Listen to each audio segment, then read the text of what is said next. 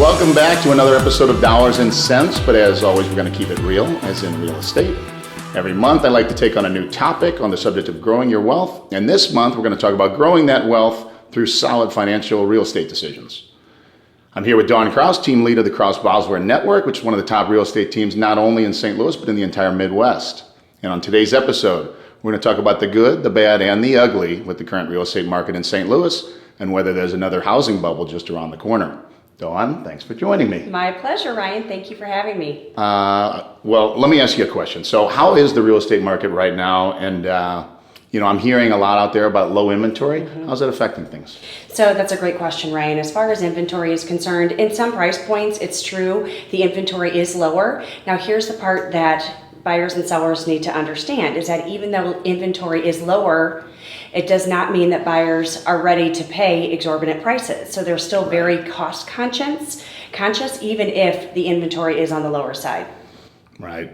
And one thing I know that is helping a little bit is interest rates are low. I know that personally. And they're saying it's going even lower. How does that affect your business? So it's a beautiful opportunity for our team members to be reaching out to our buyers and sellers and explain how a low and even lower interest rates impacts the affordability of homes. As a seller, it means that a buyer can pay more for the home right now.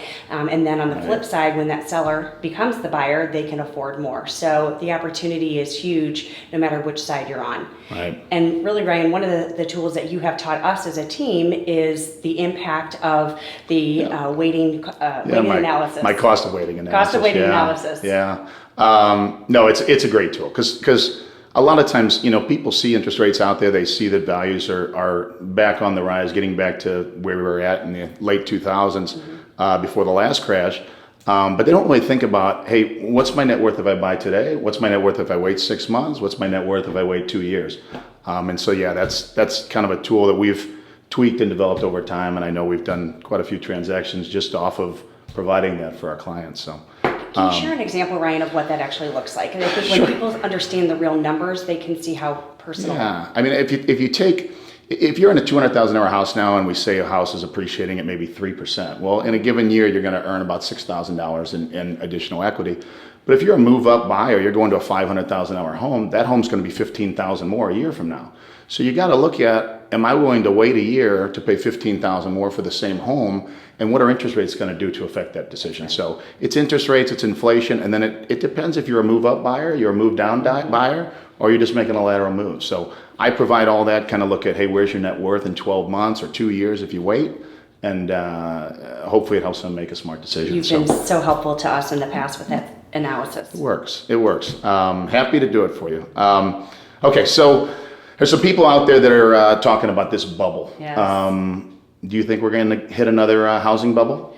Okay, so let's qualify what the market is actually doing, and people will put a different term to it depending on where their mindset is. Here's what I will say is the crash ended last in 2012. From 2012 through 2018, we had overall appreciation of the market. Right. Now, depending on what market someone is in, I'm just going to say overall appreciation has been about 10 to 20% in that 6-year time frame. Okay. And what happens, Ryan, is that people's incomes have only appreciated about 3%. So what happens is over time, it creates that affordability gap. It's that affordability gap that allows the market to say, hey, wait a second, we've got to readjust here. We can't keep going into perpetuity. Right. So call it a bubble, call it a crash, call it whatever it is. Correction. It's a correction. Yeah, that's what it is. And it needs to happen. Right. No, good stuff. So last kind of question that I have for you is, obviously you've got a team. You've been doing this 18 years. You've had a team for 15 of those years. Yes. And it's evolved and changed, and you brought on Tom as your partner. But kind of tell me the differences. There's so many realtors out there. Tell me the difference between working with a team such as yourself and working with an individual agent. Because there's some good ones out there, obviously. Absolutely. So here's the biggest difference is the team structure, especially our team structure, is really about being a specialist. So not a jack of all trades, master of none. It's about having specializations in the different parts of the real estate transaction. And that's so important because God did not hardwire us all to be really good at every aspect of the process. Yeah. So by getting super specialized and knowing our lanes and having a big support team around us, we can provide a much higher level of customer service in every aspect of the process. Now, I will say, Ryan, an individual versus team structure, one's not good versus bad. They're just different models. Right. And that team structure really allows for that super high level of service for the clients and really for the team members themselves. It's a highly leveraged opportunity for them to provide the high service and grow their business. Stay in your lane. Stay in your lane. Be great at one thing. That's it. Trust me, I've got a team that helps me as well. So I know you do. They're wonderful. So, well, a lot of good things today. And I know we're going to take a little break and then come back and talk about kind of your big why and something that's near and dear to your heart, the Best Buddies program. So stick around. We'll be right back. So I got to say, I really am proud of my team here at Gateway Mortgage. Founded in 1990, Gateway is one of the longest established mortgage brokerages in the St. Louis area. And since I joined in 1997, we've closed over $2 billion in loans. Unlike big banks, when you work with us, you're going to know who you're working with. Call, text, or email us at any time.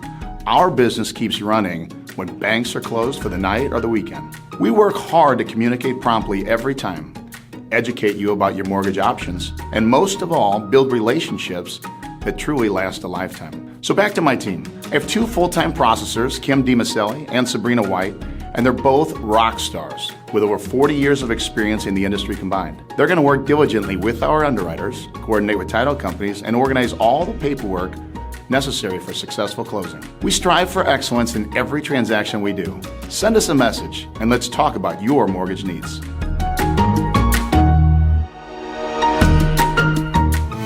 So we're back again. Dawn, thank you for being here.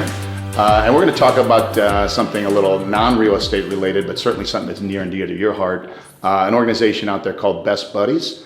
And what we'd like to do is just spread a little awareness about it. So Dawn, just tell me, what is Best Buddies? All right. So Best Buddies is an organization that matches individuals with intellectual and developmental disabilities with their normal functioning peers to bridge that gap of social isolation that happens as a natural part of having special needs. Mm-hmm. And that's done through the building and fostering and nurturing of true, authentic, genuine one-to-one friendships. Yeah. And I know it's obviously played a big impact in your life. But I mean, tell me how Best Buddies affected you and really the impact that it's had on your family. Sure. So Ryan, as you know my family well. I have identical twin boys, Gus and Tucker, and they are both on the autism spectrum. Mm-hmm. And so when we found out that the boys were on the spectrum, obviously when people sign up and are looking to be parents, they aren't going, gosh, I sure hope I get special needs kids. Yeah, it's a lot of fun. It's a card that is dealt that many of us as parents don't know what to do when that is what happened, when our children have special needs. And so what happens is it can be a very socially isolating world for these individuals. And in 2016, we were introduced to Best Buddies. Gus got his first buddy, and I will tell you, it has been life-changing for him. For years and years, the only thing that Gus looked forward to were food and video games, right? And now through his true, genuine, authentic one-to-one friendship with Shane, who is an amazing young man, Gus has something that he looks forward to every single week when they get to hang out. So it truly has been life-altering for Gus and for Tucker and for our family. And for Shane. And for Shane, no, yes, you're right. I've seen the kids that get paired up with not only your kids, but some of the other ones, and it's pretty magical, actually, the bond that they have that I'm sure will last forever. Well, tell me how we can get involved. How can somebody help out? What can they do? Well, thank you for asking, and there are so many ways because there's a couple different arenas with Best Buddies. So the friendship chapters are for those that are school age and into college, and then what happens is our friends with intellectual and developmental disabilities become adults with intellectual and developmental disabilities. They grow up.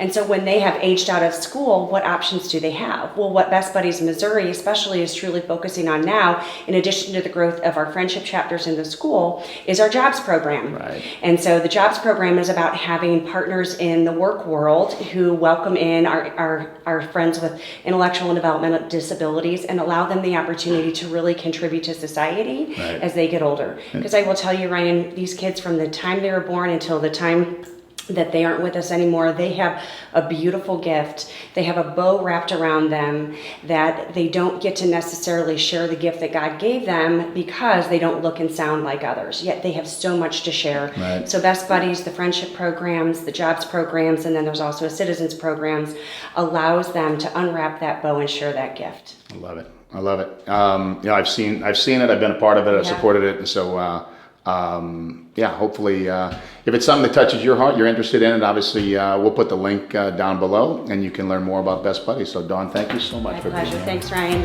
Thank shit, you yeah. always. Yeah. Ready. All right. Thank you, guys.